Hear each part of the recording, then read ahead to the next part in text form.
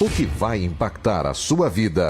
Agora, no Café com Política. No Café com Política de hoje, a gente tem o prazer de receber aqui nos nossos estúdios o deputado federal Jaime Martins, do PSD. Deputado, bom dia, bem-vindo à Super Notícia FM. Bom dia, Rodrigo, bom dia, Fernando. Um grande prazer estar aqui com vocês, né? Estou aí às suas ordens para a gente conversar um pouco sobre Minas Gerais, Brasil e, sobretudo, sobre a nossa região metropolitana. Prazer é nosso recebê-lo, deputado. Bom, eu queria começar essa entrevista repercutindo com o senhor. Imagino que o senhor até não tenha tido a oportunidade de ouvir, porque o senhor estava na estrada vindo de Divinópolis para cá, mas a gente trouxe mais cedo uma edição extraordinária do nosso Café com Política, uma entrevista exclusiva com o senador Aécio Neves. Primeira vez que ele, inclusive, falou a um veículo de comunicação mineiro depois de todas essas denúncias que ele sofreu.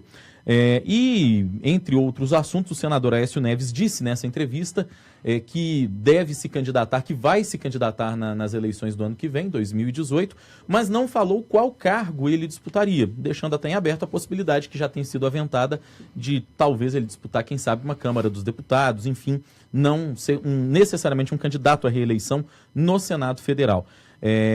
Ele disse também que agiu de maneira correta ao destituir da presidência do PSDB o senador Tasso Gereissati do Ceará.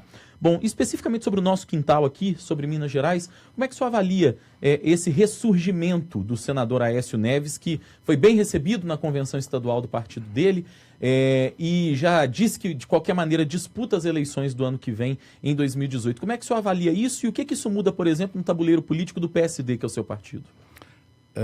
Veja bem, ainda é muito recente, ainda são muito recentes esses fatos que envolveram o senador Aécio, né?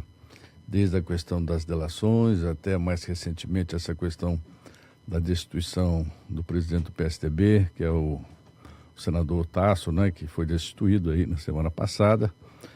Então acho que é preciso um pouco mais de tempo para que a população absorva esses fatos, né, e para que a gente possa ter uma avaliação em relação ao futuro do senador Aécio. É previsível, de fato, que ele possa se candidatar. Acho que um dos reguladores importantes para a sua decisão vão ser as pesquisas de opinião pública e vão ser, naturalmente, as candidaturas que estarão se colocando daqui até as convenções que vão se realizar em junho do ano que vem, para que ele possa tomar a sua decisão. É uma questão de foro íntimo, uma questão interna do PSDB, que eu prefiro não entrar muito nesses comentários, uma vez que é um partido que eu não estou no dia a dia da sua convivência. Mas é previsível que o senador Aécio venha se candidatar, até porque é um homem da política o tempo todo, desde a sua juventude, né? Sempre esteve com mandatos políticos e ainda tem como pano de fundo a questão do foro privilegiado, que é uma questão que os políticos, né, têm sempre buscado também se refugiar atrás do chamado foro privilegiado. Tá certo. Agora, deputada, vamos mudar um pouquinho de assunto, vamos falar um pouquinho sobre transporte. Sim. A gente sabe que o senhor tem base política em Minas, em Divinópolis, mas como deputado federal atua em causas para todos os mineiros, né, de uma forma geral. E o senhor tem muitos projetos relacionados à causa do transporte público, né, que a gente sabe que é uma situação muito precária no país como um todo. Eu queria saber do senhor, se o senhor sabe como que está a negociação para vir verba para Minas Gerais, especificamente para Belo Horizonte, para ampliação do nosso metrô aqui da capital, que historicamente, né, há anos é uma discussão que se arrasta e que a gente não vê resultado. Eu estou, na verdade, no meu 6º mandato, portanto, há muito tempo na Câmara Federal. Nesse tempo já fui presidente da Comissão de Viação e Transporte, já fui presidente da Comissão de Desenvolvimento Urbano, e atuo muito fortemente na área de transporte, sobretudo na área do transporte sobre trilho, nas ferrovias. Eu posso lhe dar, por exemplo, uma boa notícia em relação ao município de Betim, né? Nós estamos trabalhando junto com o prefeito. No próximo dia 22 vamos voltar a ter uma audiência na NTT para uma questão que diz respeito ao investimento que deve ser da ordem de 170 milhões de reais, que virão para fazer melhorias na linha férrea dentro do município de Betim. São várias trincheiras, são trincheiras, viadutos, passagens de nível eletrônico e cancelas eletrônicas que serão colocadas. A equipe técnica da Prefeitura de Betim está fechando com a VLI esse pacote de obras que nós estaremos sacramentando no próximo dia 22 desse mês, detalhes, né, que vão permitir que essas obras possam ter início quase que imediato, com previsão para término já no ano que vem.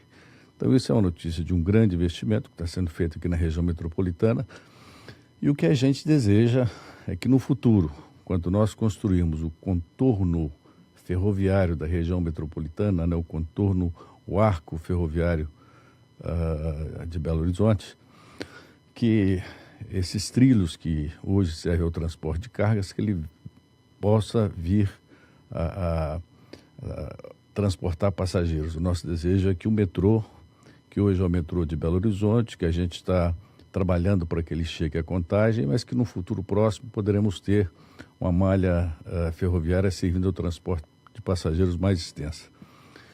Existe um acerto da Prefeitura de Contagem para que possa estender mais alguns quilômetros do metrô, trazendo aqui a Contagem. Parece que esse acerto também já está definido, não é? Para os próximos meses, então nós estamos aguardando também que num futuro imediato o metrô chegue a Belo Horizonte e num futuro um pouco mais distante possa também estar chegando a Betim. Nós acompanhamos de perto a atuação da CBTU, algumas melhorias foram feitas também agora recentemente para que nós pudéssemos ter um aumento de quase 70% na capacidade de transporte de passageiros. Aquilo que era em torno de 170, 180 mil passageiros por dia, com pequenas melhorias que foram realizadas, com novos vagões que foram adquiridos, que puderam entrar em operação, também vão permitir que o volume de passageiros transportados em Belo Horizonte passe de 250 mil passageiros por dia. Já é também uma melhoria bastante expressiva, bastante significativa. Eu sou um defensor do transporte sobre trilhos para um país da dimensão continental como o Brasil, no que diz respeito a cargas, mas sobretudo também dentro das regiões metropolitanas para o transporte de passageiros, porque hoje, para chegar aqui, fiquei algumas horas preso em engarrafamento, né? Ou seja, nós estamos com a indústria automobilística a pleno vapor, colocando carro nas ruas, sem colocar a correspondente infraestrutura. Portanto, as nossas ruas estão cada vez mais congestionadas e o cidadão é cada vez mais prisioneiro de si mesmo no seu veículo. Então, é algo que nós precisamos fazer. Ano passado, como presidente da Comissão de Viação, da Comissão de Desenvolvimento Urbano, que cuida dessa parte de mobilidade urbana, nós fizemos muitos seminários e muitos estudos e, de fato, o transporte sobre trilhos é a grande alternativa para o país. Deputado, o senhor como um militante da causa dos transportes, e eu conheço a atuação do senhor já de algum tempo em relação a isso, de alguma forma o senhor se sente frustrado com a demora para a realização dessas obras aqui na região metropolitana, especificamente a situação do metrô, que parece que a gente fica dando murro em ponta de faca o tempo todo aqui. Furaram lá uns buracos na Praça 7, agora o metrô vai, não avança. O governo vai liberar dinheiro, não libera. O senhor se sente frustrado diante dessa insistência toda que Minas Gerais tem, dessa cobrança, e ao longo dos últimos governos todos, sem exceção, ignoraram solenemente Minas Gerais? Veja bem, eu me sinto frustrado em relação ao transporte ferroviário no Brasil como um todo. O mapa ferroviário do Brasil hoje foi praticamente traçado por mim, né? As ferrovias de carga, a Ferrovia Norte-Sul, a FIOL na Bahia, a Transnordestina. Quer dizer, eu fiz um traçado que vai dar às futuras gerações a possibilidade de avançar no transporte sobre trilho, mas isso vai muito lentamente. Falta gestão, falta qualidade de gestão. E Minas Gerais também sofre com isso, né? A gente lamenta que uma cidade do porte de Belo Horizonte, de uma região metropolitana densa como Belo Horizonte, não tem ainda um sistema metroviário mais adequado.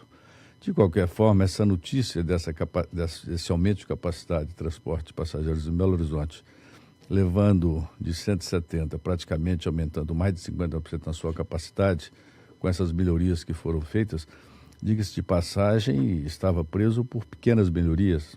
Bastaram para fazer essa mudança, a instalação de algumas câmeras que possibilitaram ao operador, o maquinista, né, ter possibilidade de verificar os últimos vagões, uma vez que algumas das plataformas de embarque são em curva.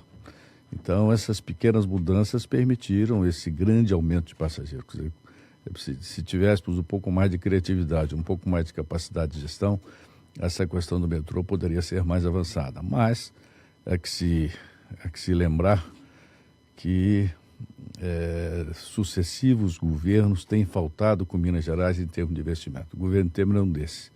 Tem relegado Minas Gerais absolutamente a um segundo plano. Temer deve muito a Minas Gerais, né? Minas tem sido o estado que tem lhe dado o maior número de votos e não tem tido nenhum prestígio. Minas não tem nenhum ministério, não tem nenhum cargo importante, não tem nada praticamente, até mesmo no judiciário. Então, o governo federal está com as costas viradas para Minas Gerais. O senhor já se posicionou a favor da redução da maioridade penal. E eu queria saber do senhor o que essa redução, se de fato ela acontecer, o que ela pode resultar para o Brasil? O senhor acredita que a criminalidade vai diminuir em consequência disso? Eu acho que a criminalidade tem que estar num país como o Brasil, com a nossa formação, está diretamente ligada à questão da punição. É preciso haver punições. Nós temos hoje um sentimento de impunidade em todas as áreas, desde os crimes praticados lá pelo colarinho branco, que se esconde através da imunidade parlamentar, até os crimes praticados pelos jovens e adolescentes nas ruas. Esse sentimento de impunidade faz com que a criminalidade cresça. Os jovens, os adolescentes, eles precisam ter medo de que serão punidos, né? Na medida em que eles possam se esconder atrás do chamado ECA, que é o Estatuto da Criança e do Adolescente, que foi muito bem feito, muito bem redigido, mas pensando num país de circunstâncias diferentes, um país que tem um sistema de escolaridade mais eficiente, que tem um sistema de saúde mais adequado, que tem a condição de fazer grandes investimentos sociais, que não é o caso do Brasil, né? Então a punição tem que restar como última alternativa para que o cidadão de bem não passe também a ficar refém da situação como está hoje, né? O cidadão de bem não pode sair às ruas, ele fica com medo quando para no sinal de trânsito, pode ser assaltado. Então, a minha posição em relação à redução da maioridade penal é porque hoje, com o tipo de formação que nós estamos tendo, com as informações pelas mídias sociais, os jovens de 16 anos são bastante conscientes e os crimes que cometem, eles sabem o que estão fazendo, né? Não são mais crianças. Hoje a idade adulta chega bem mais cedo, né? Se eles têm possibilidade de votar, se eles começam a namorar, alguns já constituem até família, eles sabem muito bem os crimes que estão cometendo e devem ser punidos caso os cometam. O senhor comentou aí sobre a imunidade parlamentar e o senhor foi relator do projeto que pôs fim, né, à imunidade parlamentar, permitindo que todos os políticos, né, possam ser julgados também. Mas nós, como cidadãos, a gente sente, me incluindo também, que os políticos muitas vezes saem ilesos dessas acusações. Por que isso acontece mesmo com a imunidade parlamentar? É verdade. Eu fiz uma modificação no conceito de imunidade parlamentar. Quando cheguei à Câmara Federal, parlamentares não poderiam sequer ser processados.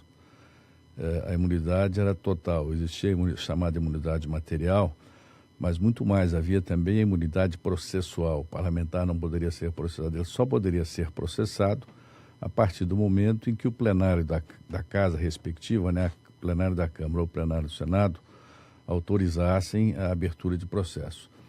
Como havia sempre um corporativismo muito grande, esses itens nunca eram pautados. Portanto, gerava-se aí uma impunidade pelo corporativismo. Eu mudei o conceito, permitindo que os processos fossem abertos pelo Supremo.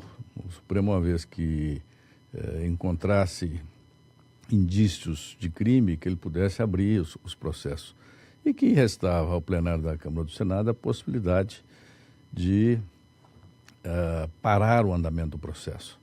Ou seja, exigir-se-ia que o número de senadores ou deputados, muito grandes, a maioria, né, fosse ao plenário, colocasse lá a sua digital e se responsabilizasse politicamente por aquela paralisação daquele processo.